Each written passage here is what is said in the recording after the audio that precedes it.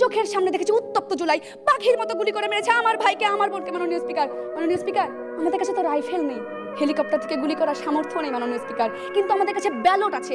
এই তারুণ্যের ব্যালট বিপ্লবে যে আমরা ক্ষমতা পালাবদল ঘটাবো তার বলার অপেক্ষা রাখেন মাননীয় স্পিকার। প্রশ্ন আসতে পারে যে কেন 75% অন্যান্য ভোটারের তুলনায় 25% তরুণ ভোটারের ভোটকে আমরা বেশি গুরুত্ব দিচ্ছি।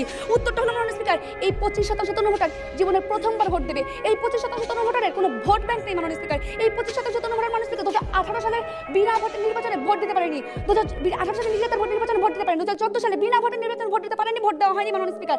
মাননীয় স্পিকার, এই ভোট, এই লাইলাতুল ভোটের কলঙ্ক কাটাতে মাননীয় স্পিকার তরুণরা যে ভোট দেবে তা বলার অপেক্ষা রাখে না। উত্তরটা হলো মাননীয় স্পিকার 2024 সালের নির্বাচনে আমি নির্বাচনে তরুণরা ভোট দিতে পারেনি মাননীয় স্পিকার। তাই তারা ভোট দিতে চাইবে, ক্ষমতার পালাবদল চাইবে, গণতন্ত্রের উত্তরণ চাইবে মাননীয় স্পিকার। মাননীয় স্পিকার, তাদের আগ্রহ, তাদের আকাঙ্ক্ষা নতুন বাংলাদেশ, সংস্কারের বাংলাদেশ, গণতন্ত্রের বাংলাদেশ মাননীয় স্পিকার। তাদের ভোটে যে ক্ষমতার পালাবদল ঘটাবে তা বলার অপেক্ষা রাখে না মাননীয় স্পিকার। 17 মার্চ পর্যন্ত হালনাগাদ তথ্য মতে দেশে মোট ভোটার সংখ্যা 12,44,80,687 জন। এর মধ্যে তরুণ ভোটার অর্থাৎ 18 থেকে 33 বছর বয়সী ভোটারের সংখ্যা 4,44,00,000, যারা কিনা 2014, 2018, 2024 সালে ভোট দিতে পারেনি মাননীয় স্পিকার। তারাই ছিল জুলাই বিপ্লবের কারিগর। সেই প্রেক্ষাপটে ব্র্যাক ইনস্টিটিউট অফ গভর্নেন্স ডেভেলপমেন্টের তথ্য বলছে 95.5% তরুণ ভোট দেওয়ার জন্য মুখিয়ে আছে। হ্যাঁ মাননীয় স্পিকার, সেই মুখিয়ে থাকা, সেই উন্মুখ হয়ে থাকা থেকে আমরা বলছি তরুণরা আগামী জাতীয় নির্বাচনে ক্ষমতার পালাবদলে গুরুত্বপূর্ণ ভূমিকা রাখবে। আমাদের আজকের প্রধান অতিথি মাহমুদুর রহমান, রাজনীতি রহস্যপরশ মাহমুদুর রহমান মান্না স্যারের কিছু উদাহরণ দিয়ে আজকে আমি আমার বক্তব্য শেষ করব।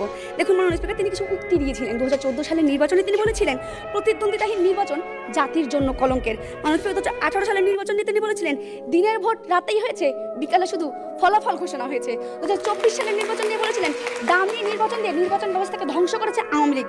জি মাননীয় স্পিকার, এই ধ্বংস লীলা বন্ধ করতে হবে, এটিকে প্রতিহত করতে হবে, এর প্রতিবাদ করতে হবে মাননীয় স্পিকার। 2026 সালের নির্বাচনে তরুণদের ব্যালট বিপ্লবের মাধ্যমে এর সঠিক উত্তর দিতে হবে, যাতে আর কোনো মৃত মানুষ কবর থেকে উঠে ভোট দিতে না পারে মাননীয় স্পিকার, যাতে আর কোনো নাবালক ভোট দিতে না পারে মাননীয় স্পিকার, যাতে করে আর কেউ যেন বলতে না পারে আইসি খুশিতে ঠেলায় মাননীয় স্পিকার।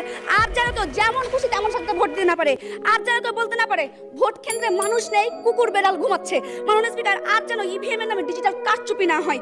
যেমন মাননীয় স্পিকার, সেই লক্ষ্যে নতুন বাংলাদেশ গড়ার উদ্দেশ্যে, তারুণ্যের বাংলাদেশ গড়ার উদ্দেশ্যে, গণতান্ত্রিক বাংলাদেশ গড়ার উদ্দেশ্যে, ক্ষমতার পালাবদলের লক্ষ্যে মাননীয় স্পিকার আজকের এই প্রস্তাবটি গ্রহণ করা অত্যন্ত জরুরি।